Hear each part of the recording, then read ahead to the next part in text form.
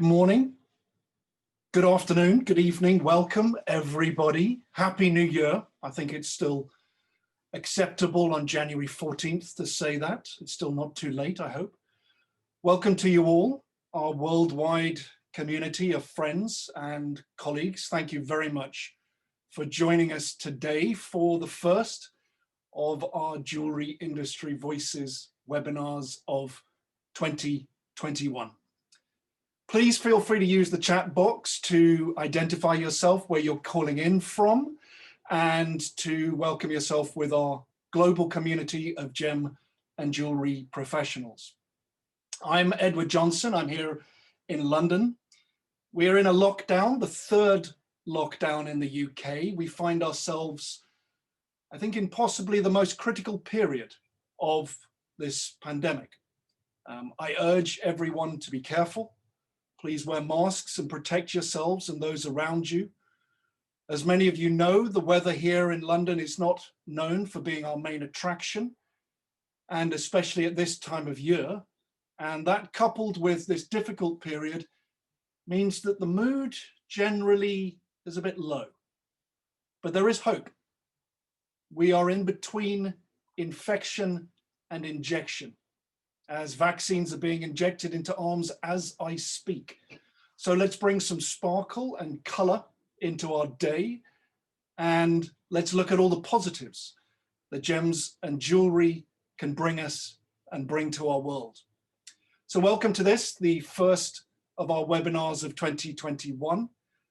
Our sponsor today is the Natural Diamond Council. Thank you so much to David Kelly and everyone at NDC for sponsoring this webinar and being our diamond sponsor for all of season 2. And Natural Diamond Council is the industry body that is dedicated to promoting natural diamonds in consumer markets all around the world. We encourage you to visit their website, which is naturaldiamonds.com, to see more of the work that they're doing to promote diamonds in an ever more creative and innovative way. This webinar series, hosted by CIBJO, the World Jewellery Confederation, looks at jewellery business from the perspective of industry figures. Today, ladies and gentlemen, we're going to get our crystal balls out and looking to the future. We're trying to do this through the lenses of the modern jewellery consumer. What do they want from us, and how can we best serve them? As well as myself, as one of your moderators, I'm joined by CIBJO's Head of Communications, Steve Benson in Tel Aviv. Steve, tell me the weather's better than where you are.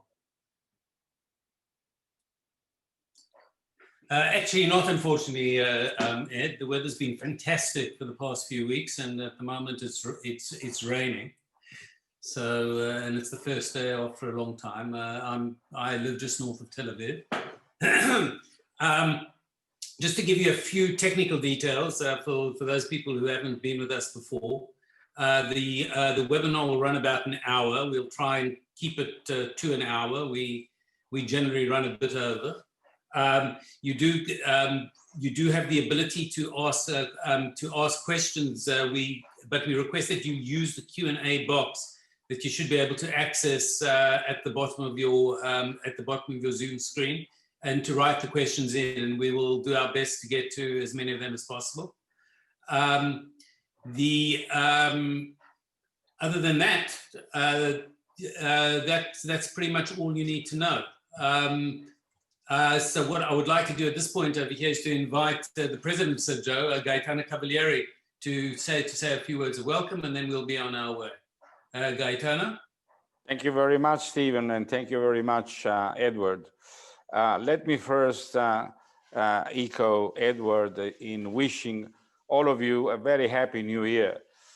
And I believe that all of us have good expectation of how the year will go on in terms of health, and obviously also in terms of business.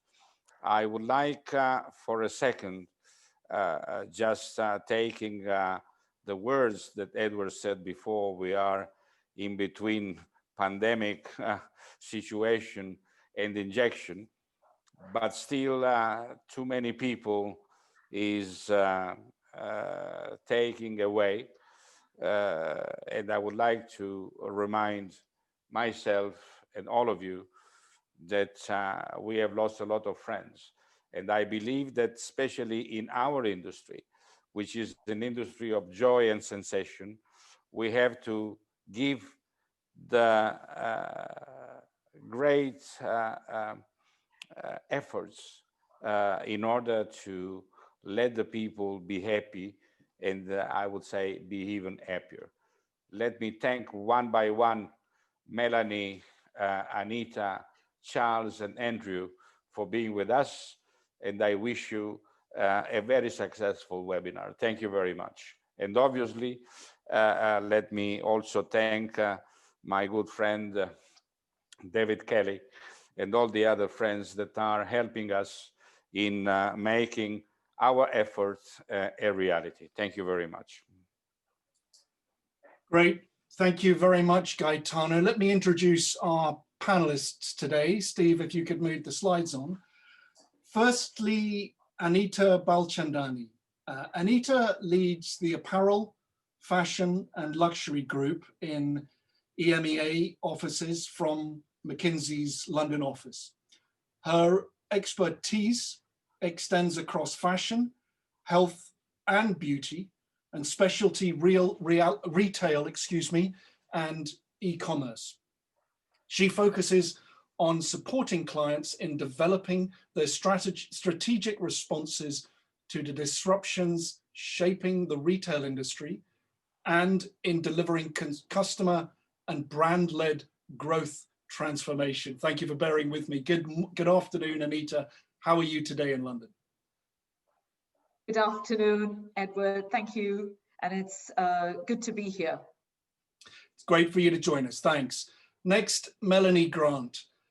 Melanie has been a journalist for over 20 years and is the luxury editor of 1843 magazine, which is The Economist's lifestyle sister publication. Her first book on jewelry as art, is entitled Coveted and the Art of Innovation in High Jewelry, and it was published just late last year by Phaidon, and I encourage you all to check it out. Melanie, thank you so much for joining us. As we both know, it's taken me some time to get a time in your diary to join us, and I'm so grateful you're with us today. Thank you. Thanks, Ed. Next up, Andrew. Andrew represents the fourth generation of the Siegel family ownership at Hamilton Jewellers.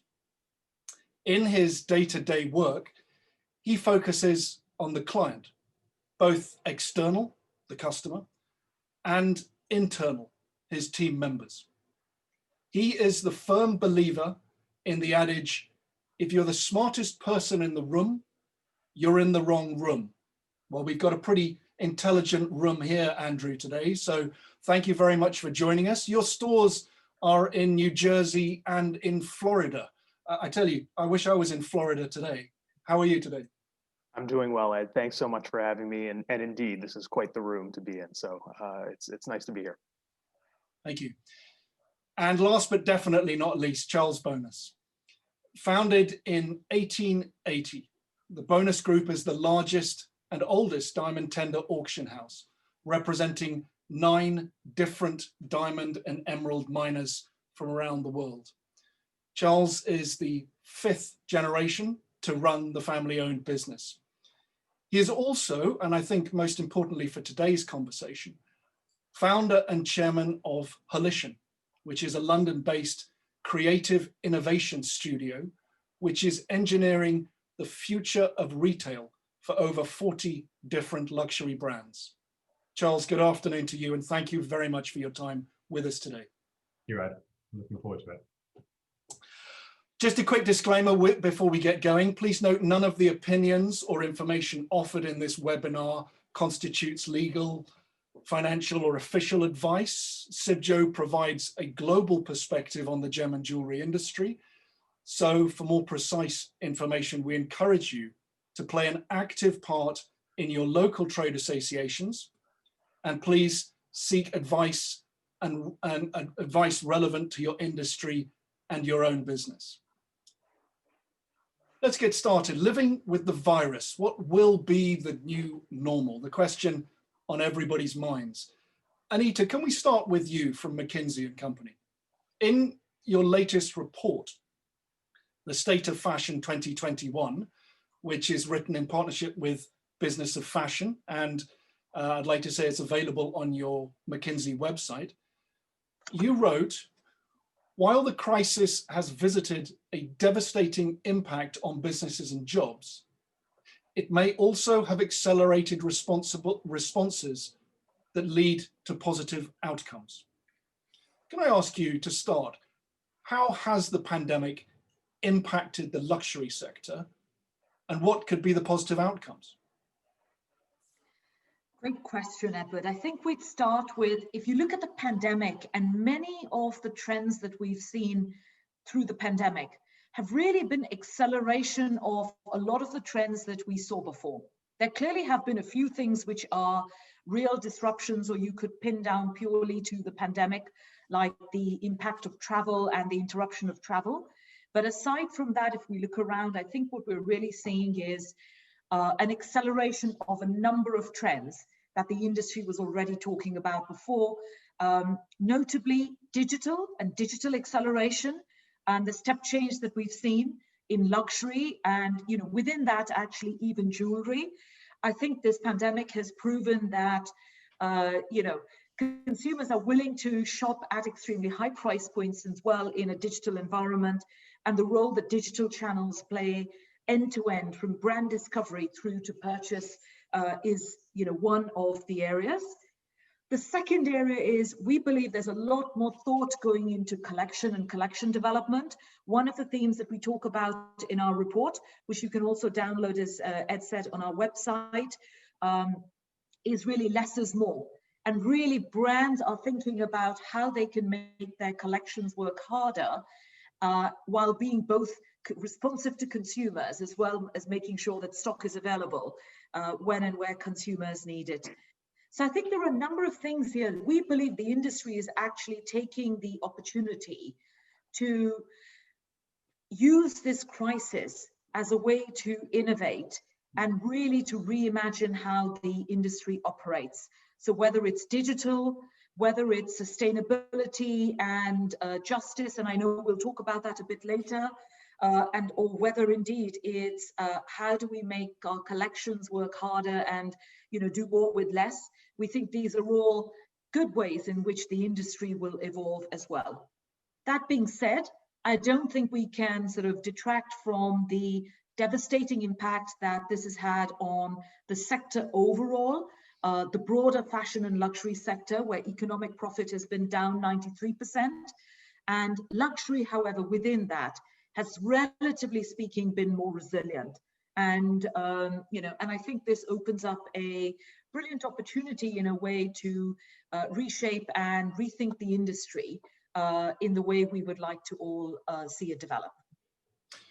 Thank you, Anita. Yes, build back better is something that I think many people are trying to live their daily business lives by. Can we go to the retailer in the room? And Andrew, I'd like to ask you, we can see that the pandemic has created some consumer habits, and it's also accelerated others. It's also made some less prevalent. Now, for you, over there in New Jersey and Florida, what have been the main changes you have seen on the ground? Yeah, Ed, and I appreciate you mentioning location, because I do caveat these answers with the fact that I'm in New Jersey and in Florida in the States, and the world economy is so different in different regions, and the United States is so different. What's happening in New Jersey is not necessarily what's happening in Texas or California, certainly at this time. But what I can say is that, certainly we've seen some things created at the consumer level in our stores. Besides the obvious online shopping habits that were increasing before the pandemic, we've also seen a preference for digital interaction with a physical end to the transaction still. So, we used to see in our stores that about 80% or so of our clients, sometimes closer to 90 when we polled them, did pre-shopping online before coming into the store for a consultation. Now, the consultation portion has become digital as well, through video conferencing, live chat tools, things like that. The time that we have to actually be face-to-face with our consumer is relatively compressed right now. Curbside pickup or pickup in store after you've bought online or done the entire process online or digitally really has become pretty prevalent for us. We still see that people are coming in, that's again in New Jersey and in Florida, people are coming into stores, but again, that face-to-face time is limited. We expect that to continue really as long as our customers can feel that they can have a meaningful interaction digitally, but still control the digital process or the delivery process. Charles, you had something to add. Andrew, just a quick question. For 2020, the consumer who actually ends up coming to your store, what percentage of them have already made their decision as to what they're buying? So if it was 80% that did the research beforehand, I would say more than 50%, more than half knew what they wanted before they came in. It's really it's remarkable to see what happens when now more than ever someone comes in and they show a photo from Instagram of what they're looking for, right? And so that conversation becomes how do we guide them in the direction to either create that for them, or if it's something that they think they want, but maybe they don't actually want. After they have a conversation with us, they come to that determination. And do you think that these trends, are they going to continue? Or do you think the consumer will snap back to their old ways? I think we'll see a lot of it continue. One of the trends that we absolutely expect to continue, something for this is a jewelry webinar after all. So one thing that we're seeing a lot of is actually shopping for diamond engagement rings together as a couple, and we're seeing that because everyone's been quarantined together. So you've been together for quite some time. And so why not come into the jewelry store together? You've already talked about getting engaged. We think that communication between people and just sort of being together and locked down for most part, it's going to continue for a little while longer. But I think what we're going to see is going to be even more prevalent is that browsers will be less and less prevalent. Everyone is coming into a jewelry store these days. If you're walking into a store, you're there for a reason. You're going into a jewelry store in the middle of a pandemic. You know what you want, Charles, to your point, right? So we think that just this information gathering and speaking with each other and knowing what you want before you come in is going to be quite prevalent moving forward. It's great to hear that there's more engaged couples shopping together. I can remember from the first, or maybe the second webinar we had, a retailer in the US had the slogan, "Love isn't quarantined." Let's not forget, during the pandemic, people have still wanted to celebrate special moments together because they have still existed and sometimes have been more important to people to celebrate those around them. And that's been a benefit to retailers. I'm assuming that that's what some of the reasoning is behind the trends that you've seen. Yeah, I would agree. One of the things that we heard most often during this time was it's a pandemic, but my son is still graduating, or it's still my wife's birthday. One of the things that I loved hearing was, my wife or my husband has been the leader of the household. I want to get them something nice. Anita, you had something to add. Just to build on that, right? I think the corollary of actually not having, being able to sort of go out on holiday, to travel, eat out, etc., has almost resulted in people and jewelry being an outlet for expression and marking key moments.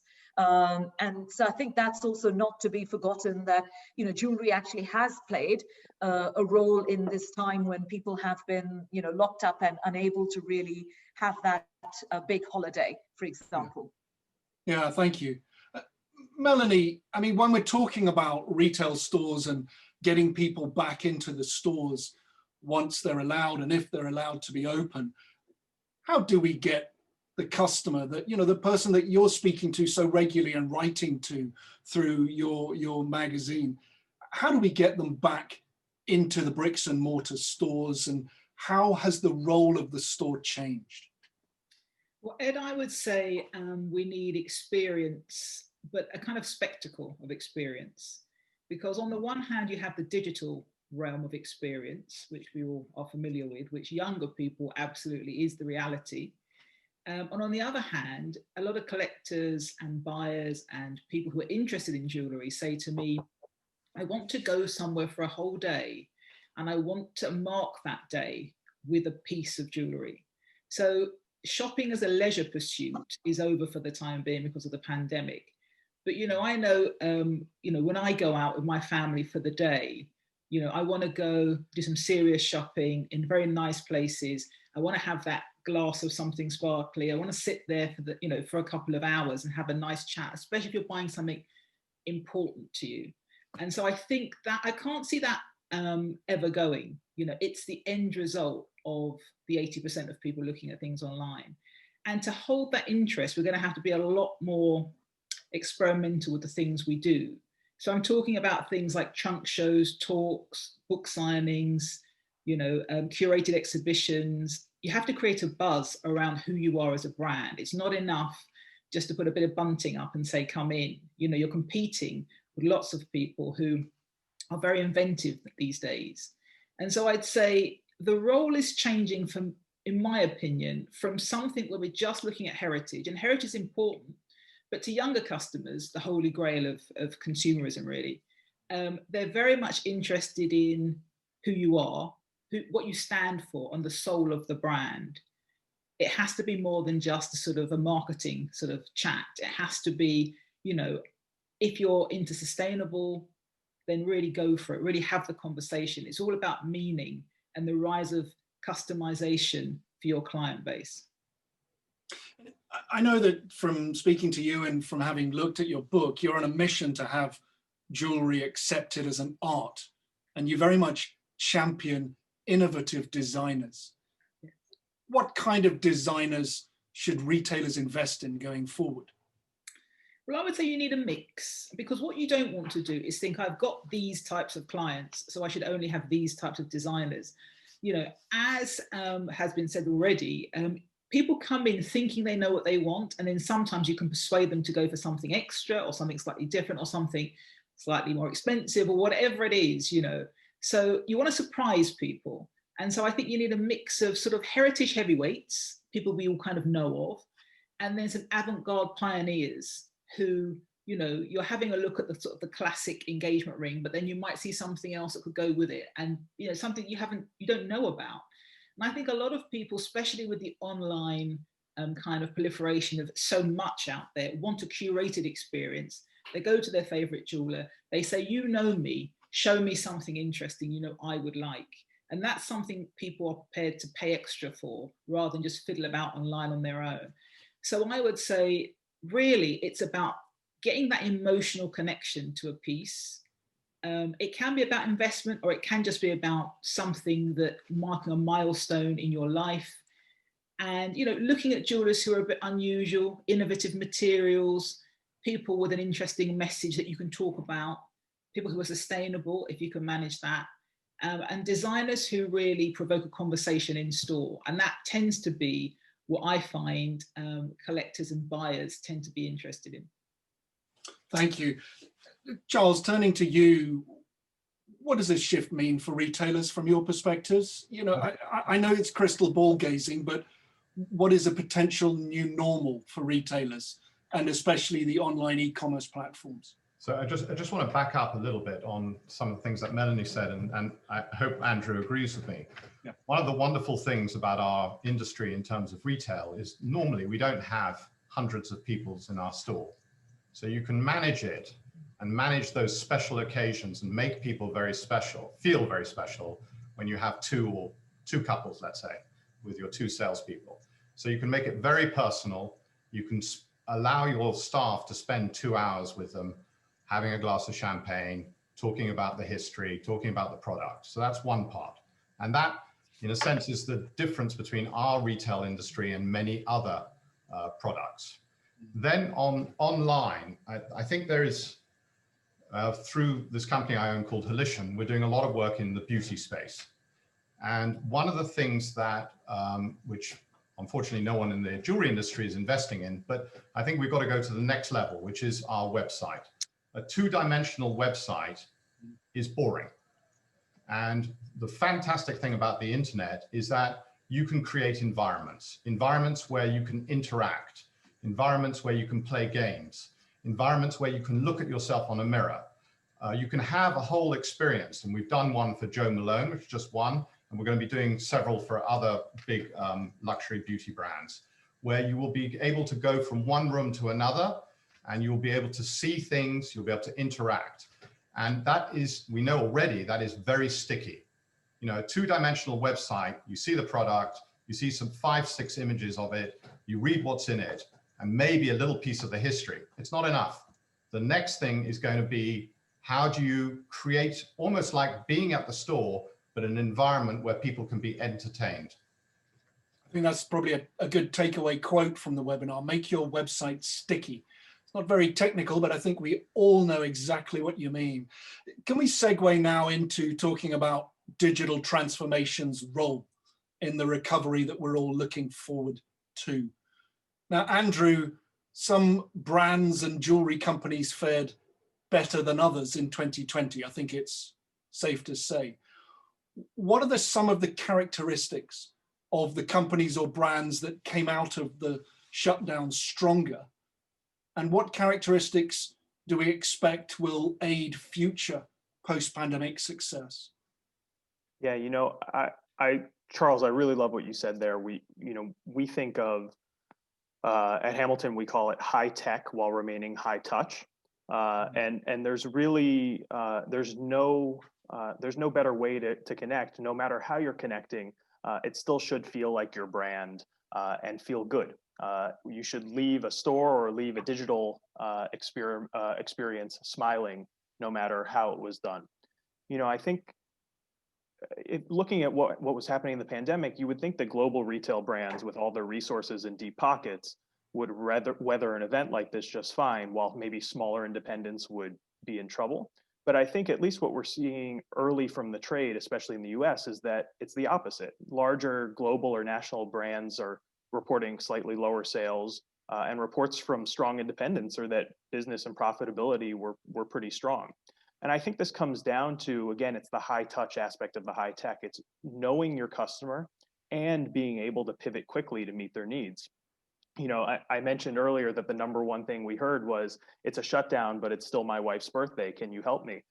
An independent retailer that knows their customer and is in their communities already can say very easily, of course, even though we're shut down, maybe the vault for that independent retailer is right in their office or possibly in their home, right? The warehouse where you're shipping online is just down the street. And so you understand that high level of personalized service, which can happen even though maybe commerce as we knew it had stopped. You know, one last thing I also want to say is about how it's not digital. So apologies for going off the reservation a little bit, but I think another thing is how organizations treat their own people. I think what we saw was that it's not just being able to meet the needs of your customer, but your employees as well. As you mentioned in your intro, we call our employees our internal customers, and that's for a reason. Throughout the pandemic, we created weekly all-company communications. We kept our employees employed and on our healthcare plan, and it really allowed us to build up so much goodwill that our team members wanted to stay on to help our clients when they called during the pandemic. And also, we had very little ramp-up time once it was time to reopen to the public. So I think that, again, it comes down to nimbleness, being able to know your customer, both internal and external, and then providing the tools to be able to make that happen. Andrew, thank you for highlighting people. You know, it's so important, and you know, many businesses were really challenged at the beginning of the pandemic, and now as it goes into its later stages, you know, they're even more challenged. But looking after your people is a crucial tenet of business in the 21st century, one of the triple bottom lines of people, planet, and profit. And thank you for highlighting the need to look after your colleagues through these difficult times. And I think we all agree that we share empathy with everybody out there who's struggling at this difficult time. Melanie, you're a great proponent of social media. Why is it so important for the jewelry industry going forward? I mean, you know, Instagram is a gift for jewelry. It's so visual, it's so positive compared to some of the other platforms. Anyone can start something. And I'm always surprised by the number of jewelry brands who say to me, oh, I'm not on Instagram. And I say, you have to get on it. I mean, literally, it's more important at this point than having a store, you know, today, now, this second. I constantly, I mean, I'm obsessed with Instagram and I post on various platforms. And the thing that interests me is that often I'll post a piece of jewelry, I'll say it's from this brand or this designer, and about 5 people will say to me, where can I buy that? Yeah. And none of the brands respond. And I do this sometimes, you know, for other types of luxury, and fashion is much quicker. But ultimately, what we're looking at is we need a community managers of some kind to be on your platform, interacting with your customers all the time. I mean, it's not, you don't just post and then you go home. You have to then field those questions throughout the day until you post something else. And that's something I'm finding a lot of brands, big and small, drop the ball on, which surprises me because it really is now a very fantastically important channel for sales. And of course, when you get younger customers, they're into TikTok and other types of sort of channels, which again, you have to sort of try and do something. You don't have to do much, but just get on there. So they kind of know that you care. E-com, which is what people kind of get obsessed with, is the end result. To get to that, those 80% of people who are looking and deciding before they get to you, whether it's e-com or in store, have interacted and experienced your brand on social media first. So it's a massively important aspect of sales. And then you have to have a seamless online, offline experience. So you can't have brilliant online and rubbish off, you know, it has to flow into one seamless experience. And that's the challenge for most brands now. It's good. You're getting a lot of panelists nod, but you're also getting a lot of agreement in the chat as well. Just slightly to dig down a bit into that. You mentioned TikTok. Somebody asks, Zaina asks, how luxurious is TikTok? Is it good for high-level jewelry? You know, I interviewed a couple of CEOs 5 years ago from very, very big brands. And they said to me, we will never sell a piece of jewelry online for over $1 million. Yeah. Year later, they were. Like whatever we think it is now, tomorrow it will be different. TikTok is fun.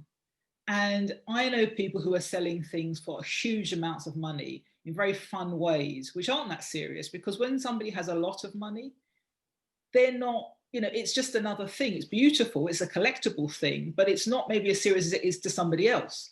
So you can't underestimate how much fun means to people. You know, a lot of jewelry is about beauty and pleasure.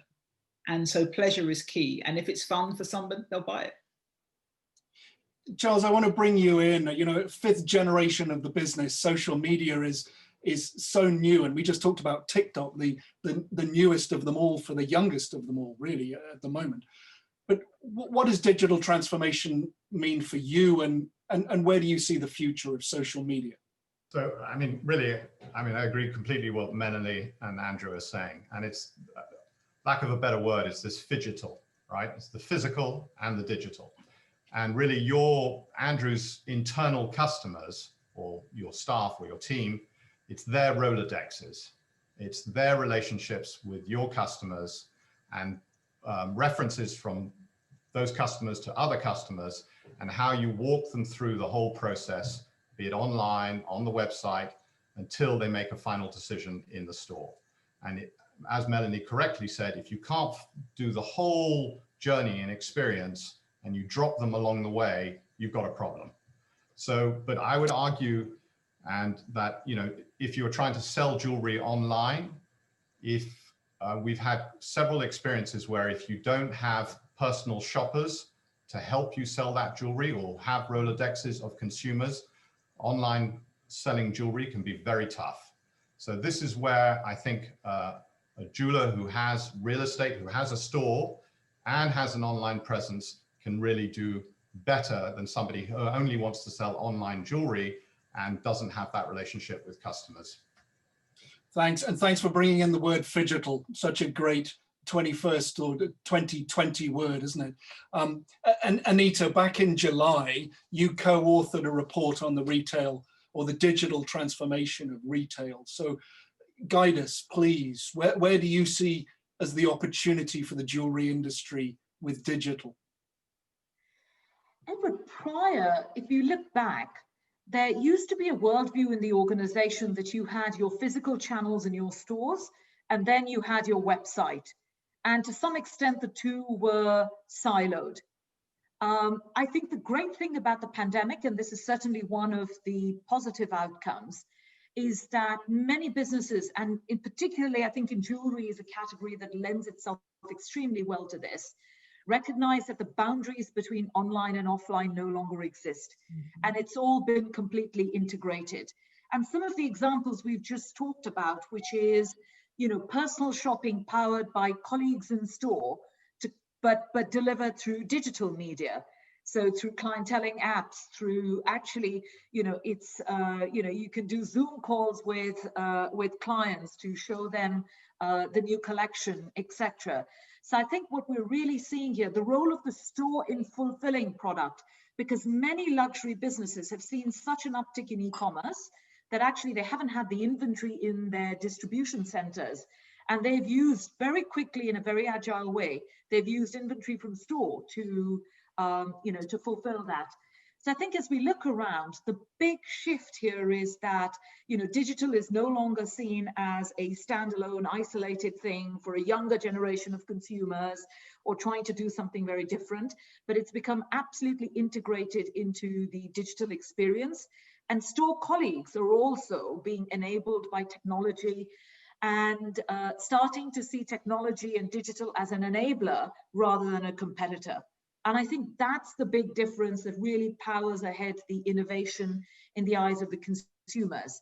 Because as we all know, as consumers, we think of brands. We don't think of, am I going to the shop? Am I going to the site? You sort of quite, you know, take for granted that you expect to see the brand in, you know, various guises wherever and as you want them to. So I think that's one big thing. The second element around the role of digital transformation is, let's not forget the importance of Asia as a market, particularly for high luxury. And for a lot of Western brands trying to access that customer, by the way, if we look at, I mentioned luxury is relatively speaking more resilient than the rest of the, you know, fashion, industry. And within that, China has actually been, you know, extremely resilient. And part of that has really been driven by the fact that travel has been interrupted. Chinese consumers have repatriated their spending. But guess what? They are very digitally savvy and they're also spending online.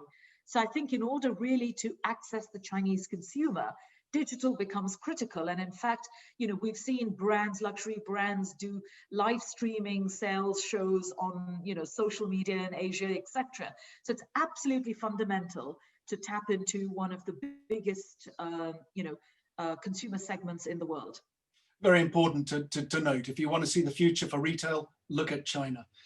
Andrew, I saw you nodding there. Did you have something you wanted to add?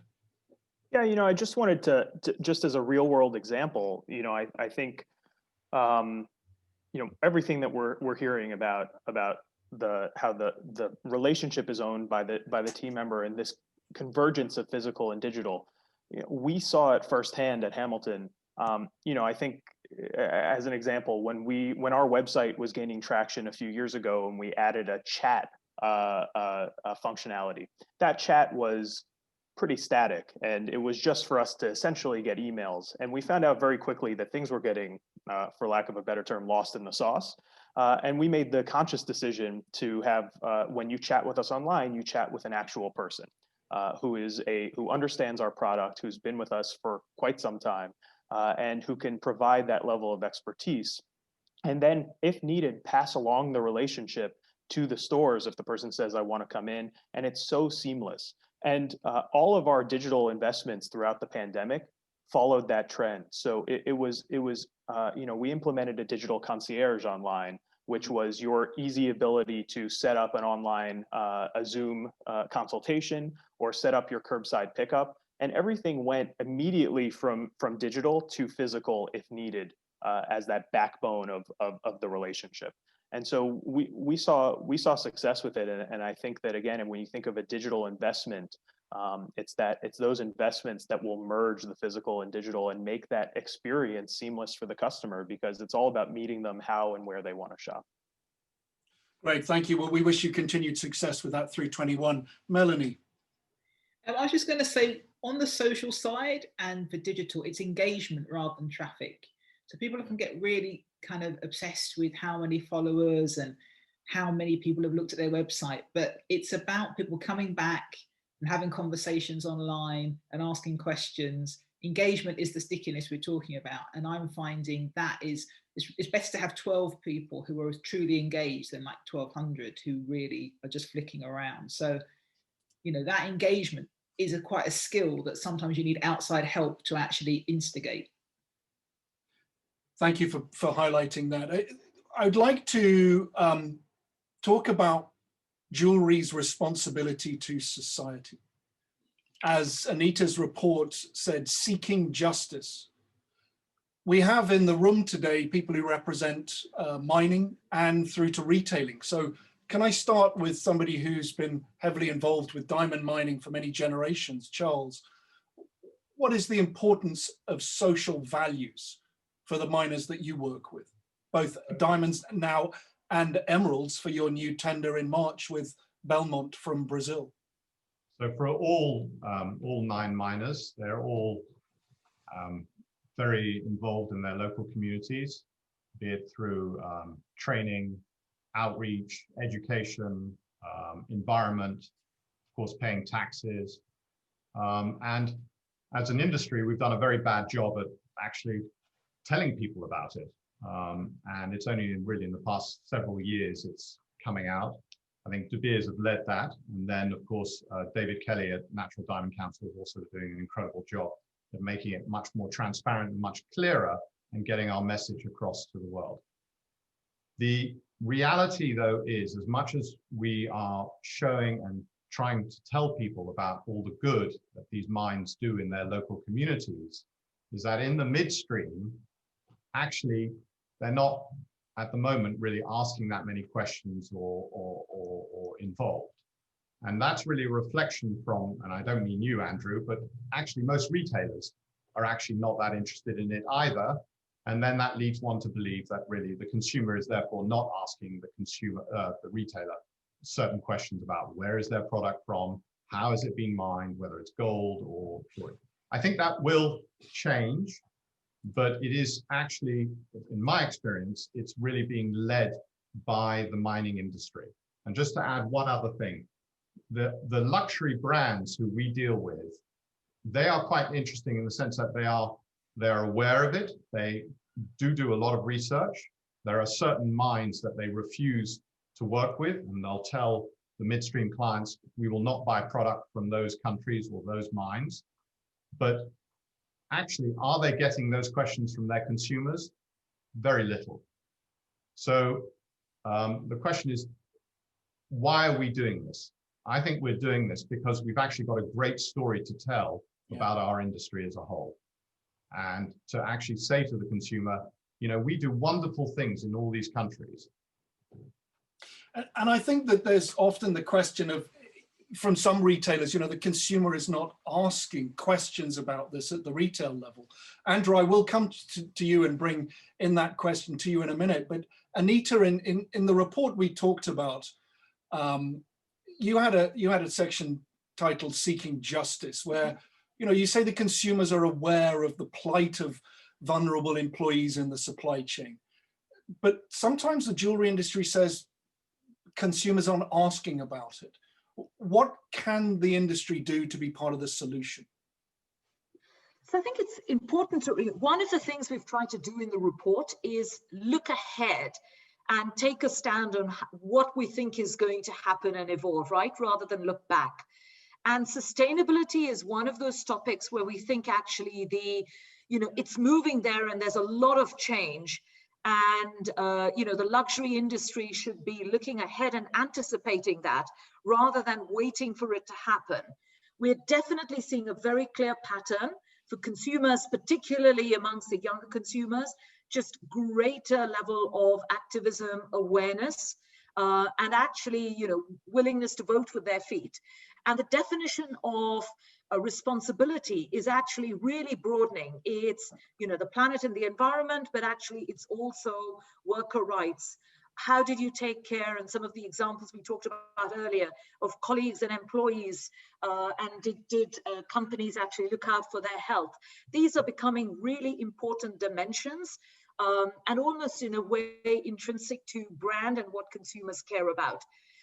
Not everyone might see all of these things today, but we believe we're really at this sort of tipping point, and it's actually pretty dangerous to take a view to say that let's wait till the consumers start to ask us, because that's going to happen pretty quickly. I know Melanie is nodding, but Edward, I feel compelled to draw Melanie into the discussion. No, please, Melanie, please join Melanie.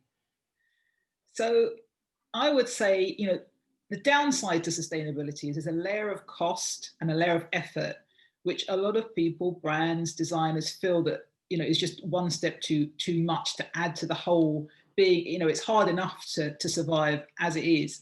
But I would also say to that even if consumers aren't asking about it now, they are making decisions based on it. They might not vocalize that at the retail end. And it will become as important as digital is now. So if you don't get into it and try and understand it and find a way to apply it, you will at some point down the line have some problems. Anita, carry on. Yeah, it's back to the point around purchase decisions are now heavily researched.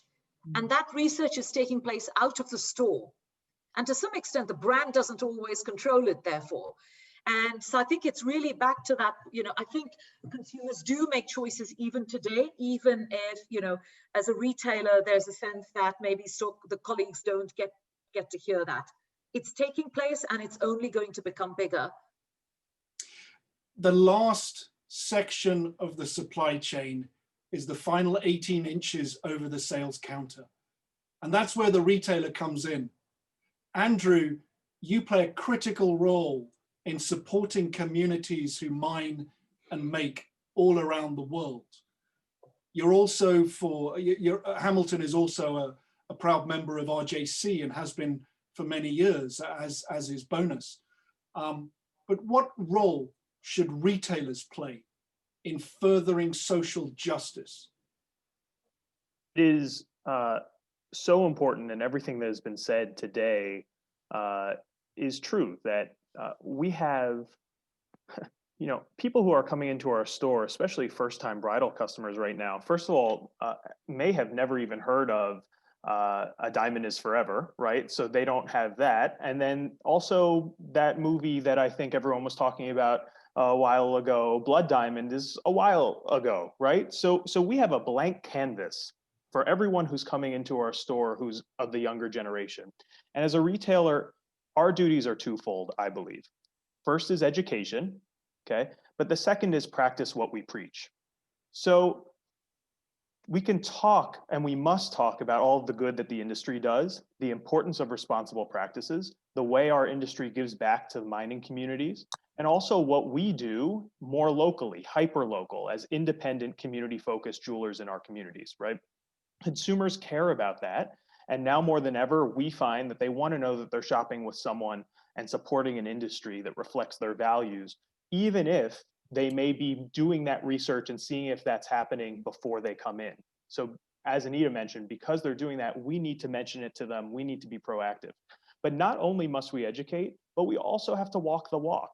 We're pretty sure that consumers will know if an organization is talking out of both sides of its mouth. If on one hand we say we support responsible sourcing, or we purchase from women-owned businesses, or we promote a people-first culture, but on the other hand, in a crunch during the pandemic, we had to buy a diamond for higher margin from an untrusted source to make a sale, or we were quick to let our employees go as soon as the lockdowns happened. people will know that. And so in the industry and in so many industries, I think it's our duty to be a values-driven organization and practice what we preach. Thank you for those thoughts. Now, we could talk about these issues for a long time. I'm conscious of the time. We got 10 minutes. There are some questions in the Q&A. If people have others, please feel free to pop them in and we'll try to get to them. Finally, panelists, can I ask you briefly, and I do mean briefly, for your final thoughts, what is the outlook for the jewelry sector post-pandemic? I'll start in alphabetical order with Anita. I'll keep it really snappy. I'm, predicting that as we start to come out of this, rather restricted lifestyle that we have, we will see a resurgence of self-expression, of glamour. And I think the jewelry industry will play a vital role. I think there's also going to be just huge pent-up demand for the weddings and the special occasions that we've all sort of stepped aside. And I think the jewelry industry can play a huge role here in the excitement that will follow this phase we're in. Thank you. I've just realized that alphabetical order should have been Andrew with the D, not the I in the name. But nonetheless, Andrew, you spoke last, so I'll go to Charles next with a C. Charles, what is the outlook for the jewelry for Andrew? No, I'm very excited. I mean, this is now the second major recession or downturn I've had to live through, 2008 and then this one. And in both of them, our product has been incredibly resilient. So it really resonates with consumers. It means a lot. It has an enormous emotional meaning. And I think we have a lot to go for this year. Thank you. Melanie. I would say we're going to see some revenge spending. As people come out of lockdown around the world, they're going to go crazy, because I know I am as soon as I'm out of lockdown. People aren't traveling, as Anita said, so they're going to have some pent-up budget, and we're going to have to be quite clever about getting that, to the right place. The bridal market, I would love to see some innovation there. It's still the first thing people do in terms of buying a piece of jewelry. It's a bit dull sometimes, and I'd love to see some innovation. And I think we can really attract vast amounts of people to certain stores if people sort of try something different. And essentially, we need our storytelling to be better. We need to inject meaning and desirability into what we're selling. It's not enough to have a diamond ring. You have to tell someone why it's important, why it matters, why it will change your life. And it does. The right piece of jewelry utterly changes your life. And we have to explain that in a really clever way so that people understand. Like the passion we feel, we're all obsessed with jewelry on this talk. I want people to see that, to understand why we are obsessed. Jewelry completely changes your life. I can attest to that with my wife's engagement ring. Andrew, finally busting the alphabetical order. Can I come to you last for your thoughts on the outlook for the jewelry sector? Absolutely. I mean, very briefly, at least from the States and from my perspective, it's cautious optimism. I feel as though if the industry is willing to pivot and adapt and meet the client and the consumer where they want to be, where they want to experience our beauty and what we can provide, we'll be able to do that, no doubt about it. And it's certainly excitement, like Charles mentioned. Thank you to all of you. If I turn to the questions in the Q&A at the moment, one of them, I'd like to point out to everybody listening that we are recording this and it will be up on CIBJO's website by tomorrow. You will receive an email confirming that, but it's on CIBJO's website, cibjo.org/webinars, and also on CIBJO's YouTube channel. Please wait till tomorrow morning or maybe afternoon. One question here from Edda L. Burlick is to Melanie specifically. How can small and up-and-coming brands get someone like you, Melanie, to show their products rather than the large brands which have huge budgets? Well, I personally just show anything I like.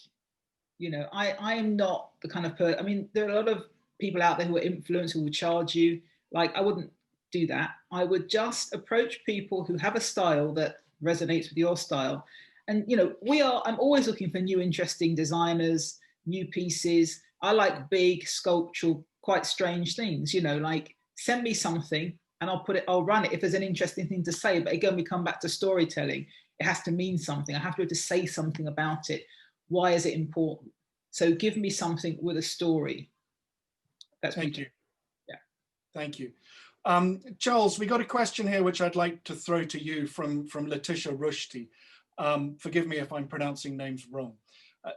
She asks, do you have an example of a company who already have the 3D experience integrated into their online shop?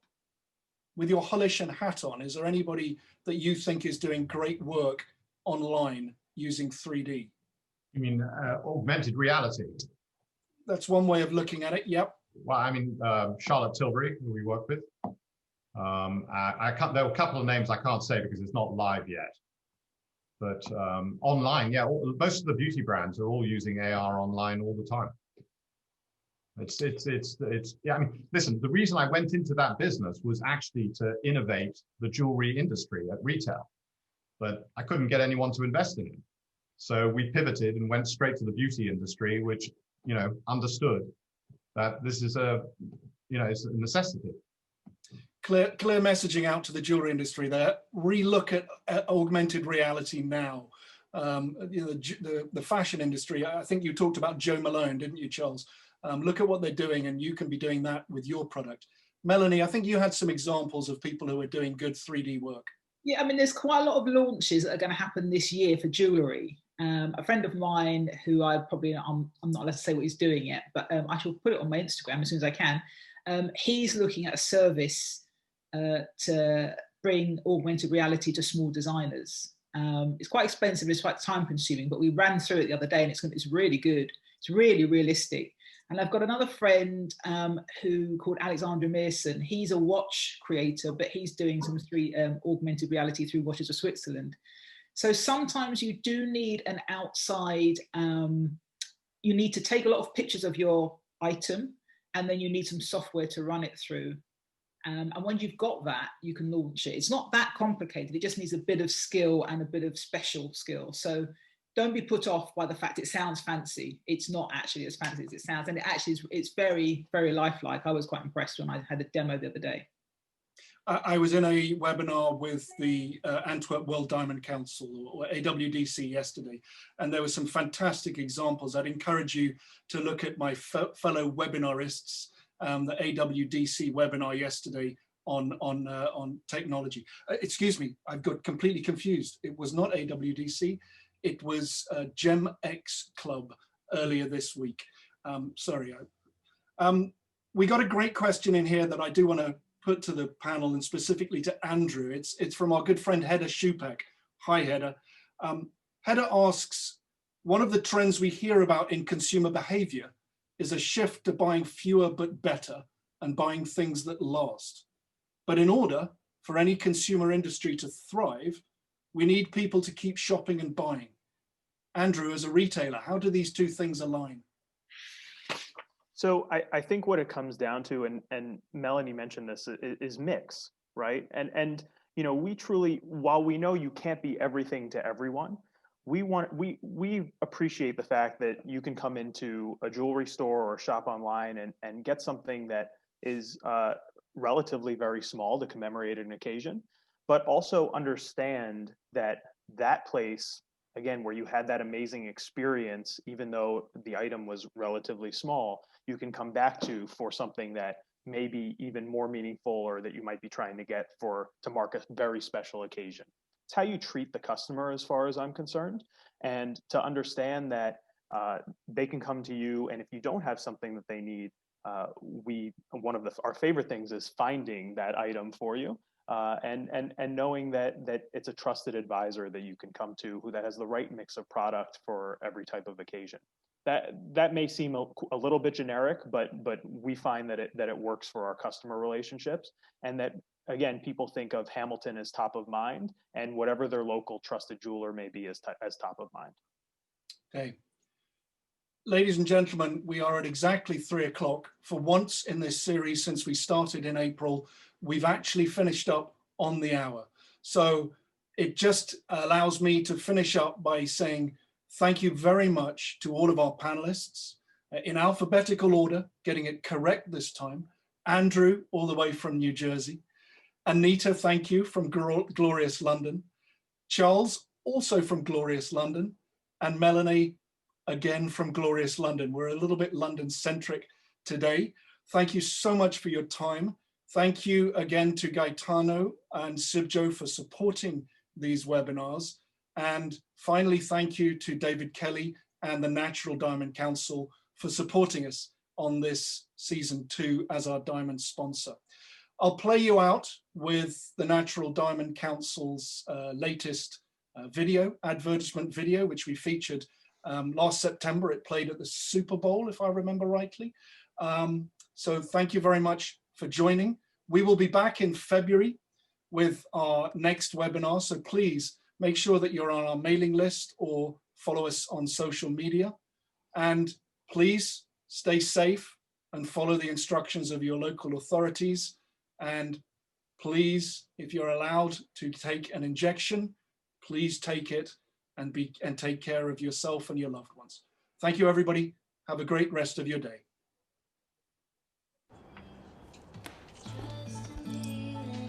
True connection changes you. It inspires you to dare greatly, to love fearlessly, to soar. Our moments, our stories, they belong to us for moments like no other.